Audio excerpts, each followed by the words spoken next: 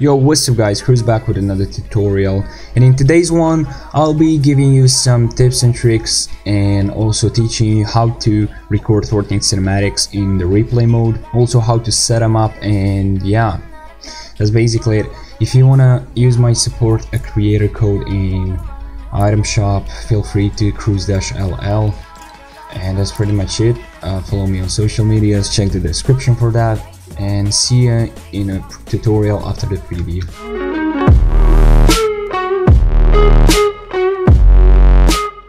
Okay, the first thing, you obviously wanna recreate your cinematic with the skin and everything, so yeah, just make sure you have a right fit on, or ask some people to help you with, and then just go to playgrounds, match options, depends on your clip if it's day or night.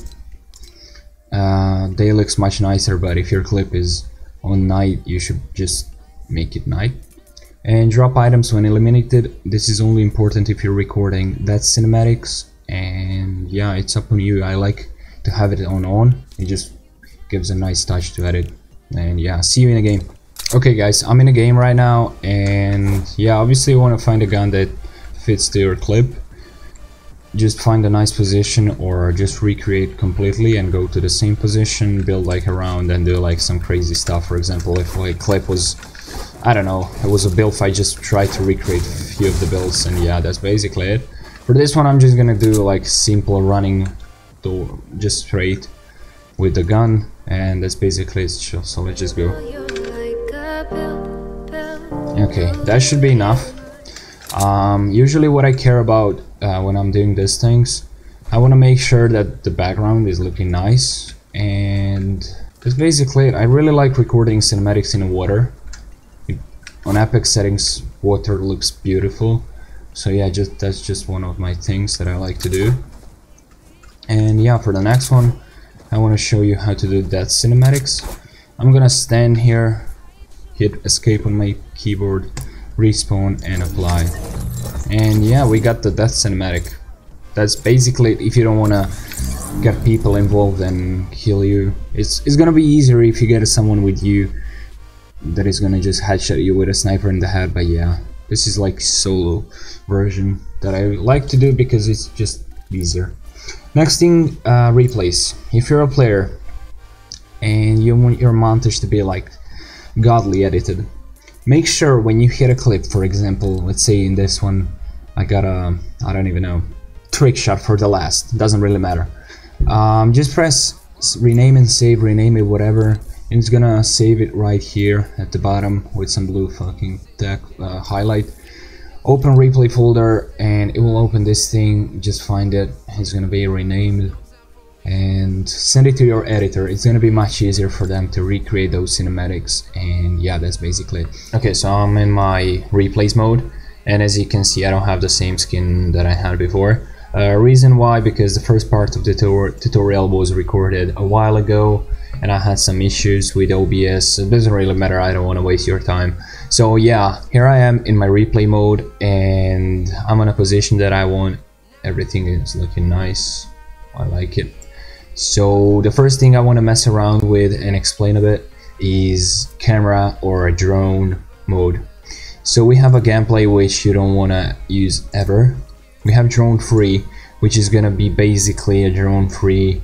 You can do whatever you want with this one. It's a pretty good one, but the thing is, it's not gonna focus our character if we move to a certain point or something. So yeah, if you're recording map cinematic, definitely use drone free or that cinematic as well, because if you put drone attach, which we're gonna use for this type of cinematic, if your character dies, I'm pretty sure it's gonna like respawn from the sky, so it's gonna follow it to the sky, so you don't want to have that interruption. And drone follow, not the best one in my opinion. Same with the third person. Third person, definitely I would use it for example glider, because it's not letting you take the whole character and see, for example, her legs all the way. I mean, you can if you do like this, but you cannot zoom it like crazy that we want. You can do pretty nice stuff, I guess. but not my favorite. I would rather still use drone attach. So yeah, let's position ourselves. Usually those type of cinematics I go all the way to the ground level. I really like how it looks, for example, like this. And if we want to follow her and you want to make like really simple and nice and clean cinematic, you can just do this. Okay, maybe like zoom out a bit, and now this is like easy cinematic, obviously with a few adjustments. So let me quickly go to my settings, everything on Epic. If you cannot run it and you have a bad PC, that I also used to have a really bad PC before, I think I used view distance near, shadows high or medium, anti-aliasing you kinda need it for a cinematic, so go with a high at least. Textures medium, effects medium, post-processing also medium. But now I don't really care. You can put it to Epic, I can put it to high, there shouldn't be big difference. I would still be able to record some nice cinematics, even with more FPS. And just make sure to remove show FPS. I've seen people actually recording cinematics with the here show FPS thingy. Next thing, sensitivity. When we make a drone speed slower, you want to make sure that you have enough room on your desk and your sensitivity is high enough to actually move around. And brightness, if you're using, for example, like me, 65 when I'm playing Fortnite, just make sure to put it back to default, and that is 050.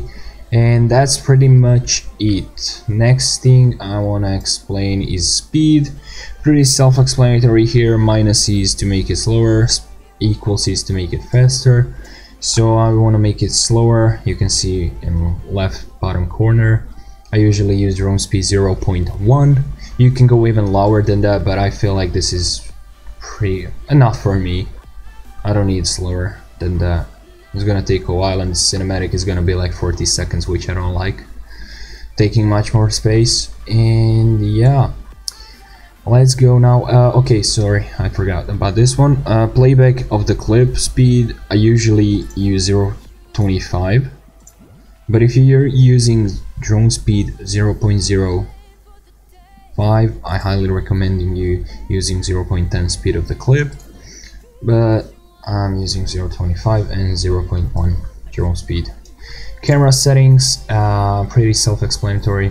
If you ever use the DSLR camera or something else, this should be really simple to you. Auto exposure, I would not mess around with it, but you can just see what it does. So if you want to make like, I'm actually getting ideas, if you want to make like night cinematic, this could look really good in my opinion. Holy, this looks good. But yeah, or if you want to make like heaven cinematic, I don't even know what the fuck am I talking about. I usually use it on auto exposure. And focal length is my favorite part, which I'm using 50 millimeters, 85 or 100 for this type of cinematics. If I'm doing a map cinematic, I'm probably gonna use 8 millimeters and do like this type of cinematic, which I love to do. Those are actually one of my favorites. Would not recommend these ones for soldier cinematics, even though it looks good like this.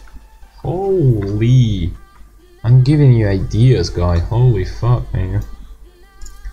Okay, so let's make it 85, right in the middle, in between 50 and 100.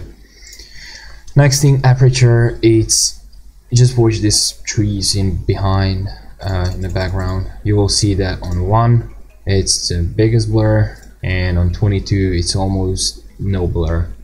Highly recommending you using from 2 to maybe 5, 6, 8. It depends on your background. For example, if I choose to record in this angle, I don't really need to put a lot of blur in behind, because the background is just plain, nothing is going on. But in a different case, if there's a lot of things like trees and stuff, you kind of want to make that blur more noticeable, so the character is like popping out, which is really nice in my opinion. Okay, so we got the positioning. we got everything. Autofocus, I would not mess around. Keep in mind that if you're using drone free, it might happen this. Let me actually explain and actually show you what happens when you use drone free. So as you can see here, our character is in the first, like, whatever it's called, and if I go like change a little bit of my position, it's gonna mess around with the focus on the character and the background. As you can see now, my character is blurry, but if you change it to drone attach, it's always gonna prioritize your character over anything else going in the scene. And from this point, you just want to hide your hood and open your recording program. I record with shadow play. My settings are, I think, default, like video capture, it's on high, and bitrate, and I don't even know what is going on here. First time seeing this. In-game resolution 1080p, nothing special. And from this point, you just want to hit record and press space on your keyboard just to play the cinematic. And in this case, I'm gonna keep holding S on my keyboard to go backwards and add a little bit of movement to like one of the sides on my mouse. And let's do it.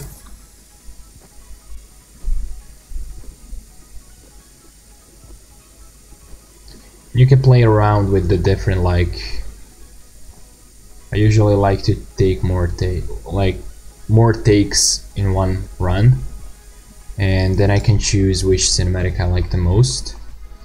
And that's pretty much it, I would say, for this type of cinematics. I usually don't spend too much time on the cinematics. The reason why I think it's really pointless, because I'm able to make a really nice cinematics in few seconds. It just takes a lot to find the gun that you need for a cinematic, and that's cinematics until I don't get a controller. Obviously it's easier with a controller. I'm not gonna do a lot of movement with my cinematics. Usually I like the most, like, just zooming out or going up like this. It's really hard to control it with the mouse, so you wanna try what works the best for you. Highly recommending the controller. And yeah, my drone free camera is gonna be stuck here and I need to travel all the way there, even though I don't know how to speed my drone because I'm a dumbass and it doesn't work on my keyboard. Never mind. Okay, so we're on drone free. Reason why is because if I leave it to drone attach, my character is gonna respawn in the sky and be in a redeploy animation thingy, and it's gonna just go like this, and I don't want it. I want the whole animation, loot falling out of the body and everything. So yeah, let's take this frame for example. For that cinematics I usually make 0.10, but I leave the drone speed at 0.1, and let's play around with the camera settings again. Depends on you, what you like. Let's see, for example, this. Let's add a little bit more blur. Actually, we're using drone free. I don't want to have a lot of blur, so like we'll lose focus on a character. I don't want to have like a lot of blur on her. And again, same thing. You wanna just zoom out, or obviously hide the hood. Press play and go backwards. Now my drone speed is at crazy amount of speed, so yeah, I'm just giving you an idea out here. So yeah, that's pretty much it for this part. See you in the next part in editing cinematics. Okay guys, so I'm in my Vegas, as you can see, and let me just quickly explain. So basically this is my syncing tutorial, how to sync clips. If you didn't check it out, please make sure to watch it before this, because obviously you want to know how to sync clips and then cinematics. Also, the playlist of every single tutorial on Fortnite series is gonna be in the description, and that's pretty much it. So I want to make this really fast because I usually don't spend too much time editing cinematics. They're really simple and clean, anything you do in Fortnite and replay mode is pretty much like, that's all you need to do to make it look nice. And cinematics does not require too much editing in my opinion. So yeah, obviously import media. Make sure to watch my previous tutorials. It's really important to watch them because I'm gonna explain you some stuff on how to make project settings and stuff. And yeah, subscribe to my channel for future tutorials. Okay, so import file, just import your cinematics. I'm not like gonna spend time finding my folder with the cinematics because I already have them imported here. When you import them in Vegas, it's gonna show up here, and from here you just want to place them here. Control U is to separate the audio track from the video. That's what I explained in my syncing tutorial. And playback rate, put it to 4. So what I did is basically, this is a normal cinematic. I dragged it from the left side here. I hold Control and drag it to all the way to the left. Now I basically just find a nice frame where I want my cinematic start, and it's probably gonna be right somewhere here. And you wanna cut it with S on your keyboard, and that's basically it. So we got a nice cinematic in this gap where we wanna make our cinematic. Right click on the cinematic, insert and remove envelope and add velocity. It's gonna add this pink line. I'm not gonna explain what it does or anything because I explained it in my previous one. Make a marker around here. I don't count these, I just see my whole thingy and I pretty much decide where I want to make my slow motion. And for this one I want to make it here, put the speed to 30 and put this all the way up fast, and let's say around here all the way up, slow fade. And let's see what we got. Shift B to preview this. You can always make this faster if you want like more movement in your cinematic.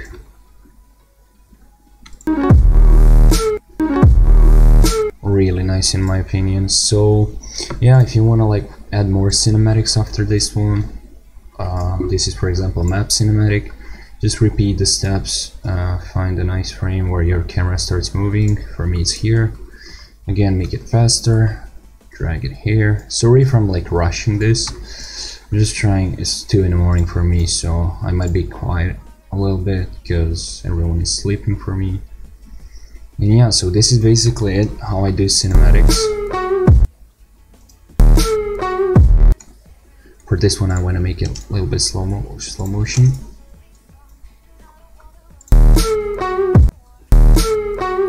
Looks really nice in my opinion. And yeah, pan crop is also really simple thing to do. On the first frame, oh shit, sorry, excuse me. On the first frame you just want to make it zoomed in, go like 4 frames, press restore, and maybe if you want to like tilt it a bit or something, it's up on you. I usually put it to reset and make this fast one. You always want to make this in keyframe, I would say fast, because it's gonna make this smooth curve like we have here on velocity.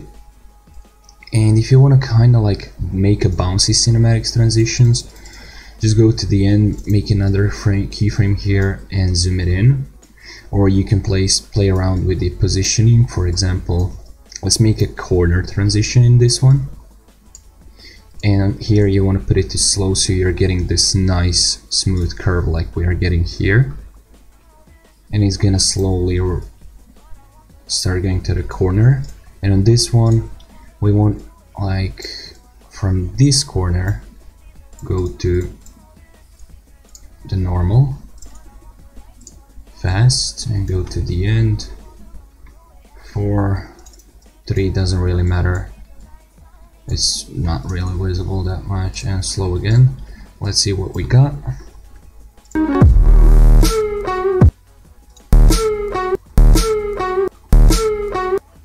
I'm not a big fan of this but like yeah, you can really play around. What I did before in the previous try, I made it go to the side. Oh, I didn't put it too fast, or I did, I don't know.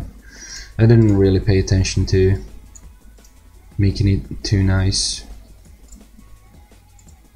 And yeah, let's see now.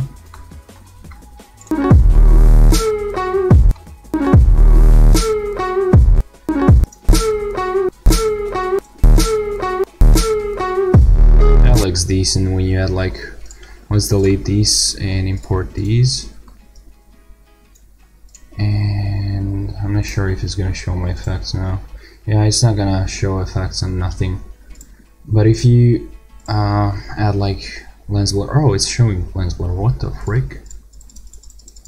But it's not keyframe, never mind. I'm just gonna remove it. And if you obviously add black bars, that I usually do on my cinematics only, but in Vegas it's not gonna show like clips, so you need to drag it all the way to the clips.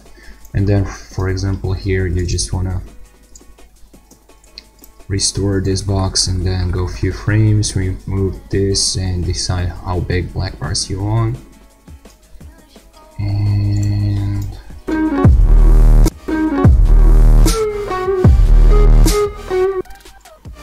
obviously it looks laggy and scuffed here, but yeah, that's basically it for this tutorial. Thank you for watching. If you want to catch up to previous tutorials, the playlist is in the description. And that's it for this one.